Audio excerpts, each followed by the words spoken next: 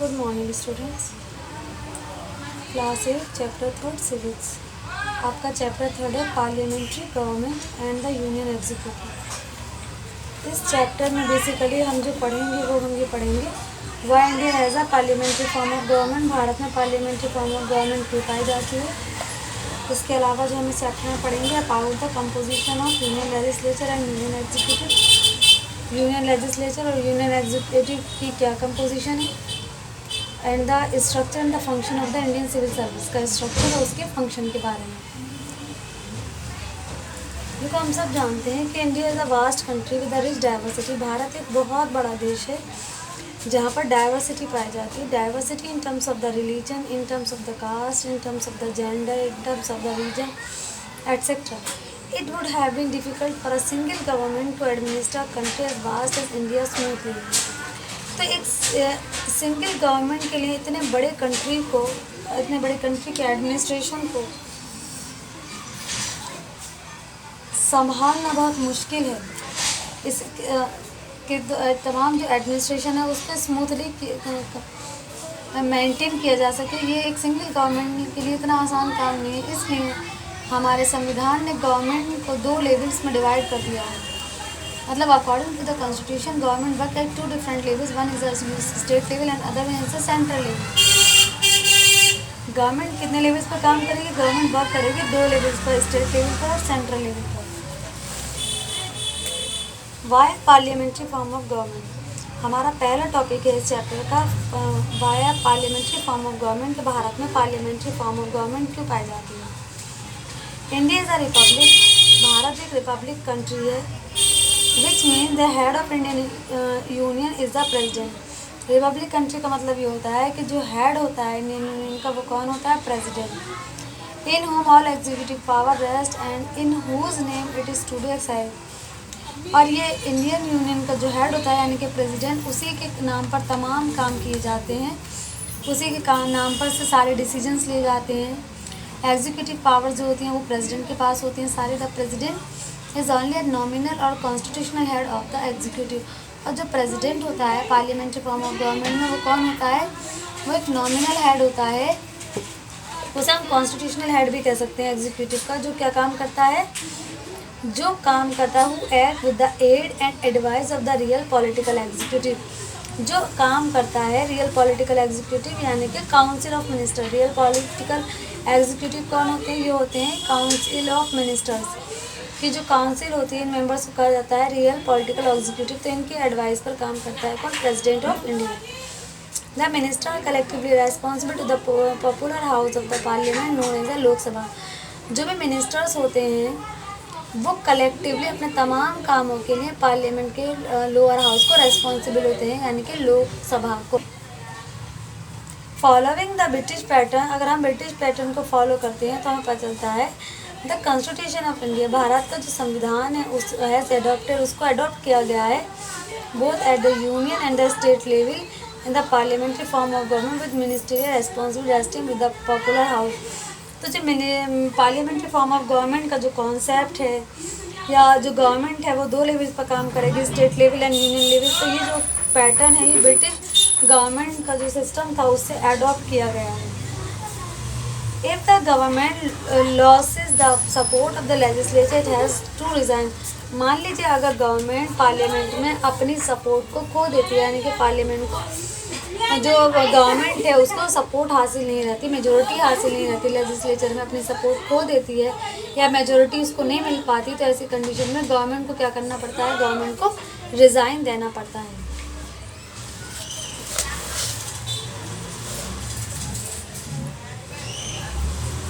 The founding father of our constitution. हमारे constitution के जो फाउंडिंग फादर थे कौन थे? Doctor Bhimrao Ambedkar. Choose the parliamentary form of government as they had gained some experience of operating it under the British rule and felt that it was advantageous to continue established institution. तो जो founding father यानी कि doctor Bhimrao Ambedkar, उन्होंने कहा कि उनका एक experience था ब्रिटिश टाइम से और उनका ये एक्सपीरियंस क्या था? उनका एक्सपीरियंस ये था कि भारत के लिए सबसे जो बेस्ट गवर्नमेंट है वो है बेस्ट फॉर्म ऑफ गवर्नमेंट कौन सी है? Parliamentary form of government is the best form of government because India is a vast country. और इसे कंट्री के लिए जो बेस्ट फॉर्म है गवर्नमेंट की वो है कौन सी, parliamentary form of government in a highly pluralistic society. अगर हम एक प्लूरलिस्टिक सोसाइटी की बात करें with a vast size like India, जो भारत की तरफ काफ़ी बड़े हैं साइज़ में, तो they believed that the parliamentary form was best suited to accommodate the varied interest of the people of India. तो अगर हम ये देखें वो देश जो काफ़ी बड़े हैं साइज़ में, इन terms of the population, in terms of the size, तो उनका मानना ये है कि ऐसे जगहों पर सबसे बेस्ट जो गवर्नमेंट है वो पार्लियामेंट्री फॉर्म ऑफ गवर्नमेंट होती है। और पार्लियामेंट्री फॉर्म ऑफ गवर्नमेंट के ज़रिए ही इतने बड़े देशों में जो डिफरेंट कास्ट, डिफरेंट रीजन के जो और डिफरेंट रिलीजन के जो लोग पाए जाते हैं, तो उनके इंटरेस्ट को पार्लियामेंट्री फॉर्म ऑफ गवर्नमेंट के ज़रिए ही अकोमोडेट किया जा सकता है। तो कहने का मतलब ये है कि पार्लियामेंट्री फॉर्म ऑफ गवर्नमेंट एक ऐसी गवर्नमेंट है जिससे हम different caste, different culture, different creed, different region के लोगों के इंटरेस्ट को अकोमोडेट कर सकते हैं।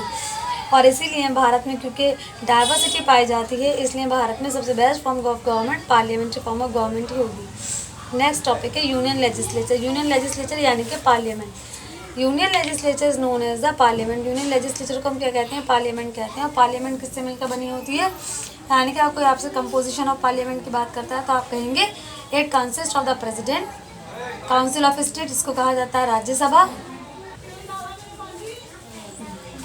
And the house of people यानी कि लोकसभा। तो कंपोजिशन ऑफ पार्लियामेंट में क्या है, president, Rajya Sabha and Lok Sabha. The Rajya Sabha is also known as the upper house. Rajya Sabha को हम पार्लियामेंट का अपर हाउस कहते हैं, लोकसभा को हम लोअर हाउस कहते हैं। The member of both houses are known as the MPs और मेंबर ऑफ पार्लियामेंट। दोनों ही हाउसेज के मेंबर्स को क्या कहा जाता है, एमपीज। एमपीज की फुल फॉर्म है member of parliament. The parliament has to meet at least twice in a year. Parliament जो होती है वो साल में 2 बार पार्लियामेंट का सेशन होता है। कॉन्स्टिट्यूशन ने कहा है, कॉन्स्टिट्यूशन के अकॉर्डिंग, तो constitution provide that there shall not be an interval of more than 6 month, कि पार्लियामेंट के दोनों सेशन के दरमियान 6 महीने से ज़्यादा का इंटरवल नहीं हो सकता, यानी कि एक साल में कम से कम पार्लियामेंट के 2 सेशन होना कंपलसरी है। Each session of parliament is summoned and close by the president. Parliament के हर सेशन को समन करने का और उसको क्लोज करने का अधिकार किसके पास है, प्रेसिडेंट ऑफ इंडिया के पास। नेक्स्ट हमारा टॉपिक है लोकसभा। द लोकसभा और the lower house consist of representative directly elected by the people of the basis of universal adult franchise. Lok Sabha क्या है, it is the lower house of the parliament. Lok Sabha के जो members होते हैं वो डायरेक्टली लोग उनको चुनकर भेजते हैं, इसीलिए कहा जाता है डायरेक्टली इलेक्टेड रिप्रेजेंटेटिव। और ये डायरेक्टली इलेक्टेड रिप्रेजेंटेटिव कैसे होते हैं, क्योंकि लोग इन्हें यूनिवर्सल अडल्ट फ्रेंचाइज यानी कि इलेक्शन के माध्यम से वोट के ज़रिए अपने रिप्रेजेंटेटिव को डायरेक्टली चुनते हैं और चुनकर लोकसभा में भेजते हैं। Even though it is called the lower house, it more powerful because in it reside the will of the people. और ये लोकसभा जो है ना वो लोअर हाउस होता है पार्लियामेंट का, लेकिन ये राज्यसभा से ज़्यादा पावरफुल होता है क्योंकि इसमें लोगों के ज़रिए चुने गए रिप्रेजेंटेटिव होते हैं जो लोगों की विल को डायरेक्टली रिप्रेजेंट करते हैं in the house of the parliament. Composition of the Lok Sabha. The constitution prescribe maximum of 550 directly elected member for the Lok Sabha. Constitution के अकॉर्डिंग ये है कि लोकसभा में मैक्सिमम जो मेंबर्स हैं यानी कि ज़्यादा से ज़्यादा 550 मेंबर हो सकते हैं जो डायरेक्टली इलेक्ट होकर आते हैं।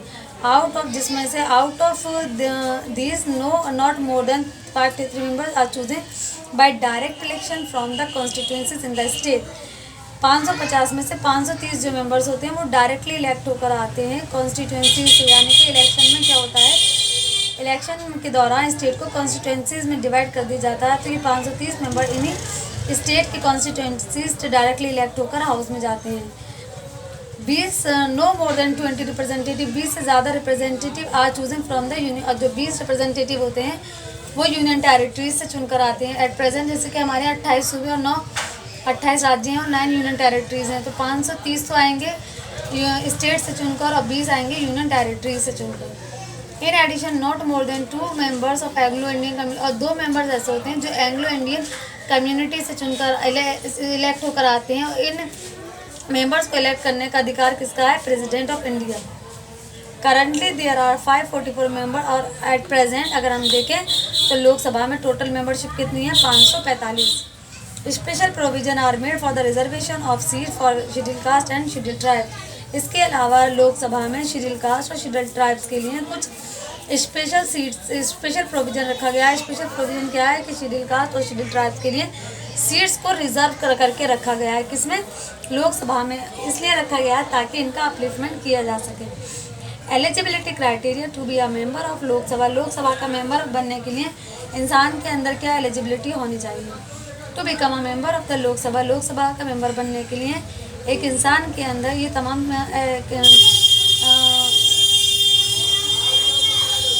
क्वालिफिकेशन होनी चाहिए। उसका जो एलिजिबिलिटी क्राइटेरिया है वो ये सब, अगर एक इंसान के अंदर तमाम क्वालिटीज़ पाई जाती हैं तो वो लोकसभा का मेंबर बन सकता है। She he must be a citizen of India. वो भारत का नागरिक होना चाहिए। उसकी उम्र 25 साल से कम नहीं होनी चाहिए। ही शी मस्ट नॉट वो बैंकक्रप्ट या दिवालिया या फिर पागल ना हो और ना ही वो कोई गवर्नमेंट जॉब करता हो। अगर किसी इंसान के अंदर ये क्वालिटीज़ पाई जाती हैं तो वो लोकसभा के इलेक्शन के लिए पार्टिसिपेट कर सकता है। Election, people choose a representative through election. लोग जो होते हैं अपने रिप्रेजेंटेटिव को इलेक्शन के ज़रिए चुनते हैं। For the purpose of election, जब इलेक्शन करवाया जाता है तो पूरी टेरिटरी को क्या करते हैं, उसको डिवाइड कर दिया जाता है कई एरियाज़ में, और बहुत सारे एरियाज़ में। यही एरियाज़ कहलाते हैं constituencies. Constituencies are divided among the states and union territory. और कॉन्स्टिट्यूएंसीज को किस में डिवाइड कर दिया जाता है? स्टेट और यूनियन टेरिटरीज़ में। ये किस तरह से किया जाता है? डिवीज़न किया जाता है पॉपुलेशन के बेस पर। A candidate may represent a political party और to be an independent non. जो लोग इलेक्शन में खड़े होते हैं तो किसी न किसी पॉलिटिकल पार्टी के मेंबर होते हैं। और कभी कभी ऐसा भी होता है क्योंकि इलेक्शन में खड़ा होने वाला जो मेंबर है वो नॉन पार्टी कैंडिडेट भी हो सकता है, यानी कि इंडिपेंडेंट इंसान भी इलेक्शन में खड़ा हो सकता है। और जो वोटिंग की जाती है इलेक्शन में जो कराई जाती है वो सीक्रेट बैलेट के ज़रिए कराई जाती है, यानी कि इसके बारे में बिल्कुल सीक्रेट रहता है। The candidate with the highest number of vote become the representative of that constituency of the Lok Sabha. और जिस कैंडिडेट को सबसे ज़्यादा वोट मिलते हैं वही कैंडिडेट रिप्रेजेंटेटिव की हैसियत से चुनकर जाता है उस कॉन्स्टिट्यूएंसी से। और चुनकर कहाँ जाता है? लोकसभा में। The election to the Indian legislature are conducted by independent body. Indian legislature का जो भी इलेक्शन होता है उसको कराने का जो काम है, जिम्मेदारी है, वो एक इंडिपेंडेंट बॉडी की होती है, यानी कि एक इंडिपेंडेंट ऑर्गेनाइजेशन है जिसको हम इलेक्शन कमीशन के नाम से जानते हैं। तो हिंदुस्तान में तमाम काम इलेक्शन से जुड़े हुए सारे काम, कब इलेक्शन करवाना है, कब इलेक्शन किसको कौन सा चुनाव चिन्ह देना है, कब इलेक्शन का रिजल्ट अनाउंस होगा, ये सारे डिसीजन किसके होते हैं? इलेक्शन कमीशन के। नेक्स्ट है हमारा टॉपिक फॉर्मेशन ऑफ गवर्नमेंट।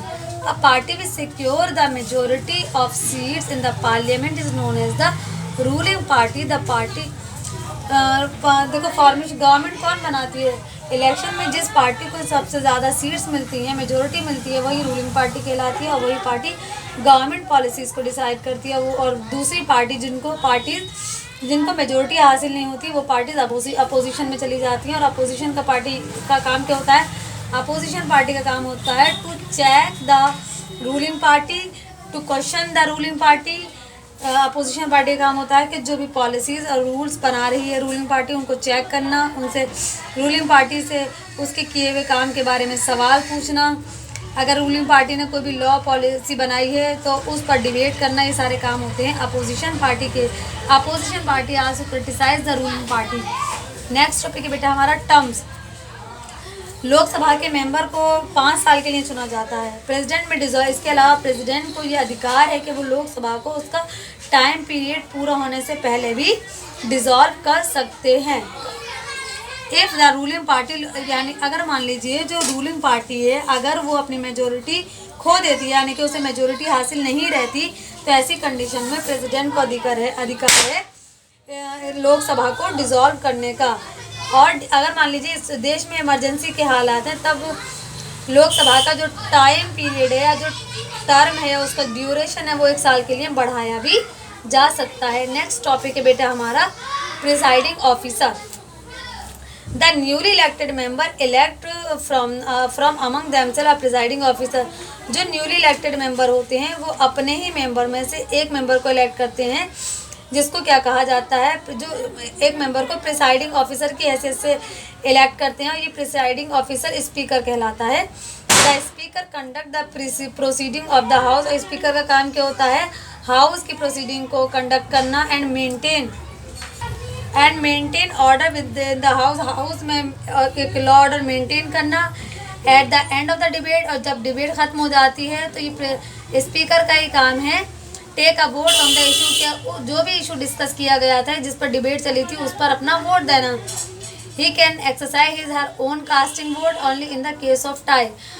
और स्पीकर को ये अधिकार है, वो एक्सरसाइज कर सकता है, अपने खुद का वोट कास्टिंग वोट डाल सकता है और only in case of tie, यानी कि मान लीजिए अगर कभी ऐसा होता है कि किसी भी टॉपिक, किसी इशू को लेकर अगर टाई की सिचुएशन बनती है, तो उस केस में स्पीकर अपने वोट के बेस पर उस तरह की सिचुएशन को दूर कर सकता है। Deputy speaker who carries out the proceeding of the house in absence of the speaker also elected. एक डिप्टी स्पीकर इलेक्ट किया जाता है। डिप्टी स्पीकर का काम ये होता है कि स्पीकर की गैर मौजूदगी में, मान लीजिए स्पीकर बीमार है, किसी भी वजह से स्पीकर हाउस में नहीं बैठ पा रहे हैं, तो उनकी मौजूदगी में स्पीकर के तमाम कामों का अंजाम देने का अधिकार होता है डिप्टी स्पीकर का। ठीक है, who carries out the proceeding of the house, कब? जब स्पीकर की एब्सेंस हो, गैर मौजूदगी में। नेक्स्ट है हमारा राज्यसभा, इसको हम नेक्स्ट वीडियो में डिस्कस करेंगे। Thank you.